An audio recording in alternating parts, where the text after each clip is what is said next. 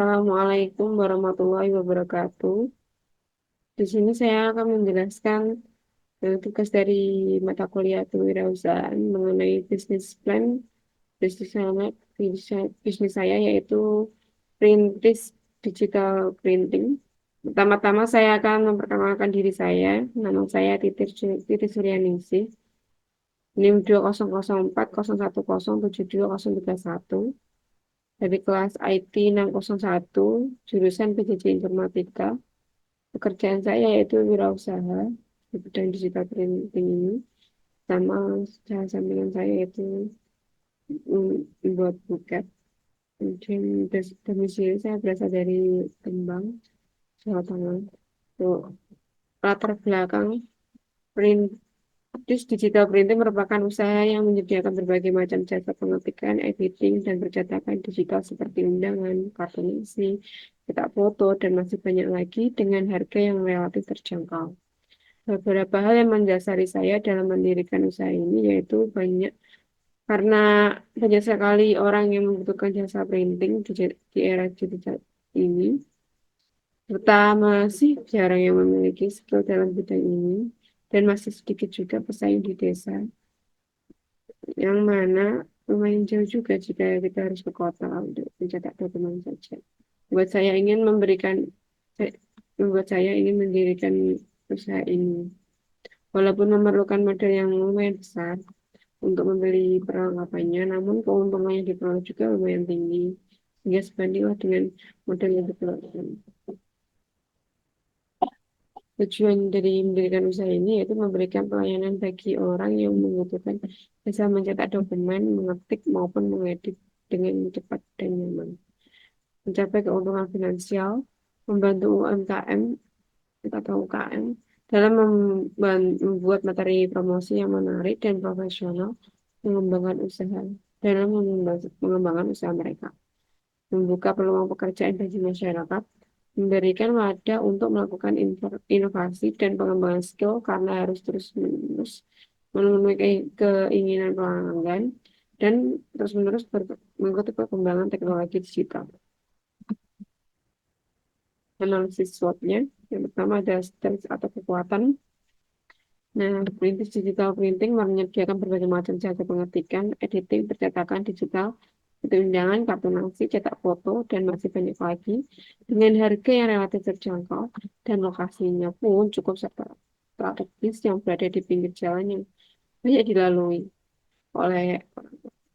Nah, untuk weakness atau kelemahannya sendiri, untuk model awalnya ini membutuhkan modal yang cukup tinggi, dana perawatan alatnya yang harus terjaga, atau saya masih terlalu baru sehingga belum banyak dikenal oleh orang banyak. Opportunity atau peluangnya sendiri adalah dengan adanya keahlian desain yang saya dapat dari pelatihan desain grafis dan pengalaman kerja saya dan potensi pasar, maka saya yakin bahwa usaha ini bisa berpeluang untuk tumbuh dan berkembang dengan besar. Belum banyak juga pesaing di desa saya serta adanya konsultasi dengan ini akan membuka peluang usaha ini jadi semakin besar. Threat atau ancamannya yaitu karena munculnya kompetitor, ada desa lain yang melengkapinya lumayan lengkap. Nah, dan konsep usahanya itu hampir mirip dengan yang saya tawarkan, jadi lumayan mengancam bisnis. Untuk modal awalnya sendiri perkiraan yaitu 35 juta. Nah, jadi untuk target konsumennya itu kan kita tentukan untuk pelajar, mahasiswa, karyawan kantor, pegawai negeri maupun masyarakat sekitar yang membutuhkan jasa digital printing. Perlengkapannya itu jadi pertama itu ada sewa ruko 5 juta itu per tahun. Terus komputer PC-nya itu kira-kira 4 jutaan. Terus printer itu 2.500.000, mesin fotokopi 5 juta, scannernya 200.000, mesin laminating 200.000, staples itu 300.000, yang kecil, sedang, sampai yang besar. Kemudian alat motong itu 150.000, meja kursi 3 juta, talasannya 2 juta. Dan perlengkapan selanjutnya yaitu ada ATK 1.500.000, itu isinya ada buku tulis, ada peralatan pensil, kayak gitu-gitu, pulpen sama stop map. Kemudian ada pasang wifi 300.000, bannernya 150.000 itu yang untuk besar sama yang kecil untuk petunjuk arahnya ke toko saya. Kemudian ada tinta, itu 320.000, itu udah totalnya ada 4 tinta. Terus satunya itu kan 80.000, itu totalnya 320.000. Ada kipas angin itu untuk cuaca yang panas, jadi kan buat kenyamanan pelanggan 100.000. Ada figuranya 300.000, rak kertas itu 500.000, nota dan stempel itu 50.000, materinya 500.000, genset 5 juta untuk jaga-jaga kalau ada listrik mati. Terus bakunya ada kertas HVS dan A4 itu terus satu dijat itu paling itu 600.000, kertas foto 100.000, itu stok 3 atau 4 foto nantinya. Yang def ada yang biasa, terus ada kertas buffalo itu berbagai warna, nanti kita siapkan itu 500.000. Kertas stiker itu ada yang glass ya, ada yang biasa itu ada 200.000.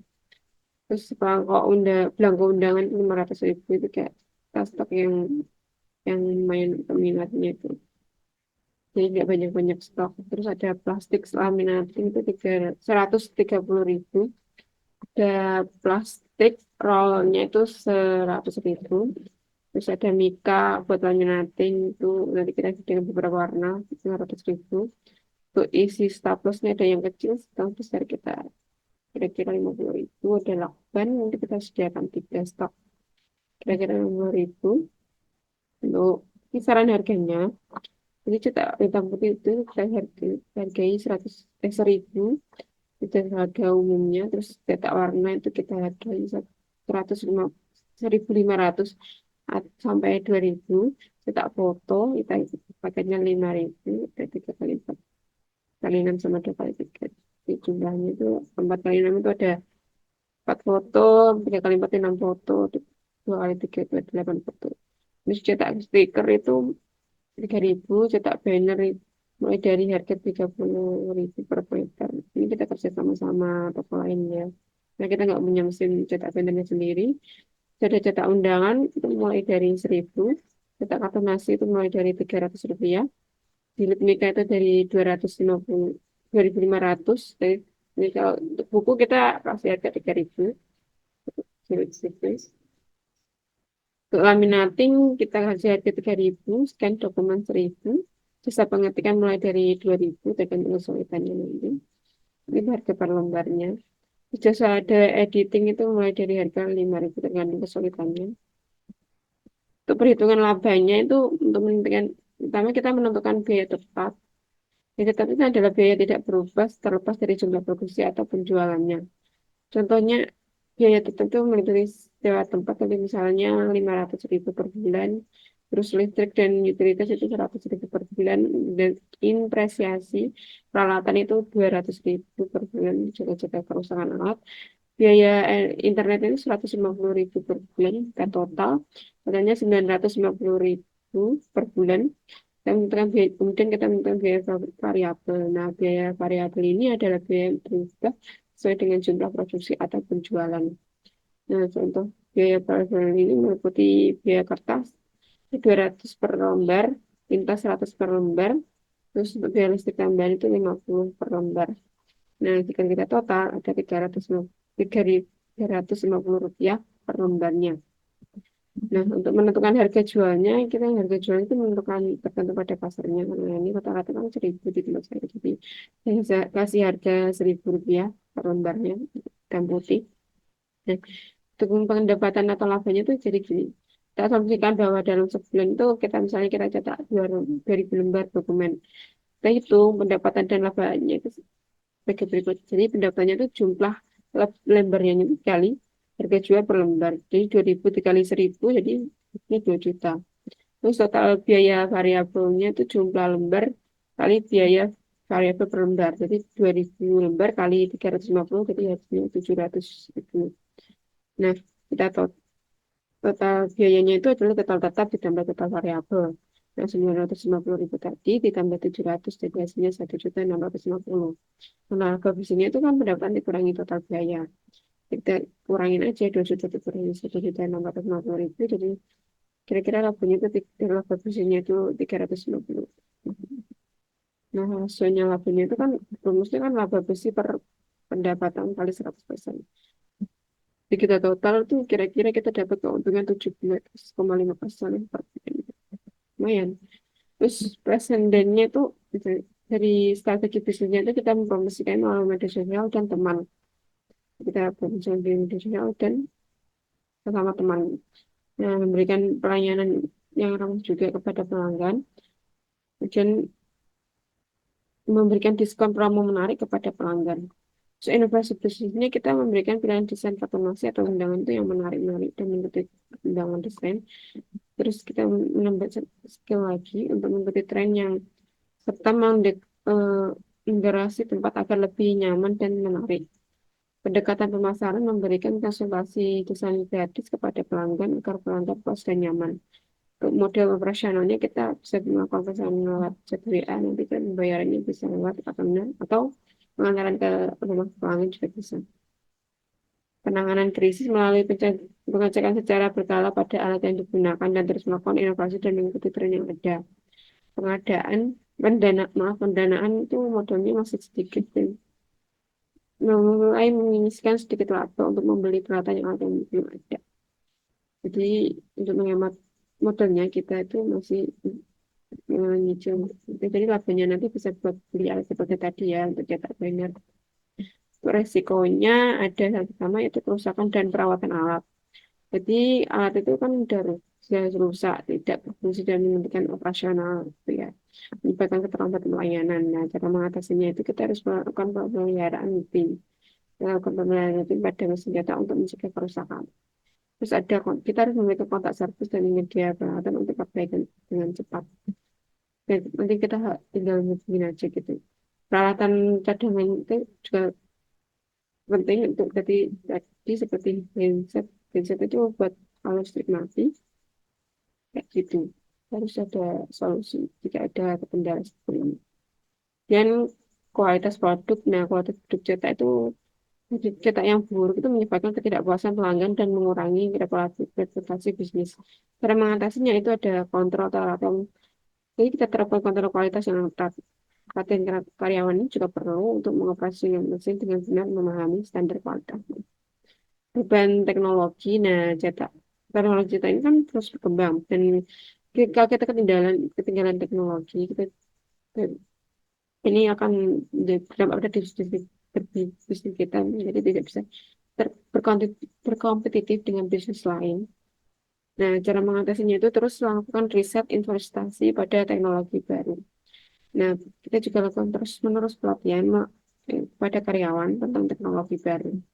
Persaingan pasar yang ketat dapat mengurangi margin keuntungan dan pangsa pasar. Nah, cara mengatasinya bagaimana? Kita ciptakan keunikan dalam produk dan layanan yang kita.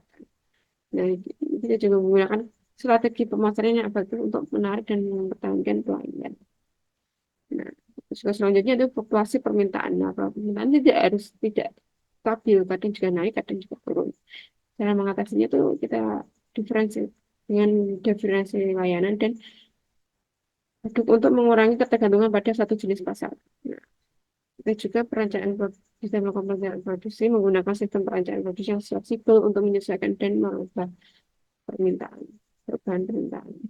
Nah, untuk yang selanjutnya itu kepatuhan regulasi. Nah, resikonya bisa tidak jika kita tidak mengetahui peraturan lingkungan atau regulasi industri dapat menimbulkan kerugian. Cara mengatasinya yaitu kita lakukan audit internal secara berkala untuk memastikan kepatuhan terhadap regulasi.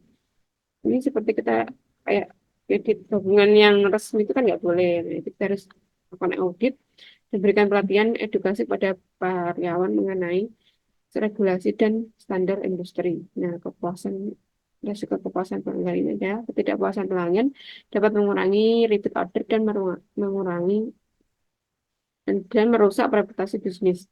Nah, ini cara mengatasinya itu kita lakukan pelayanan yang terbaik pada pelanggan dengan responsif dan solutif. Kita juga kumpulkan feedback dan pelanggan dan gunakan untuk meningkatkan pelayanan. Baik, sekian presentasi dari saya. Kurang lebihnya saya mohon maaf. Wassalamualaikum warahmatullahi wabarakatuh.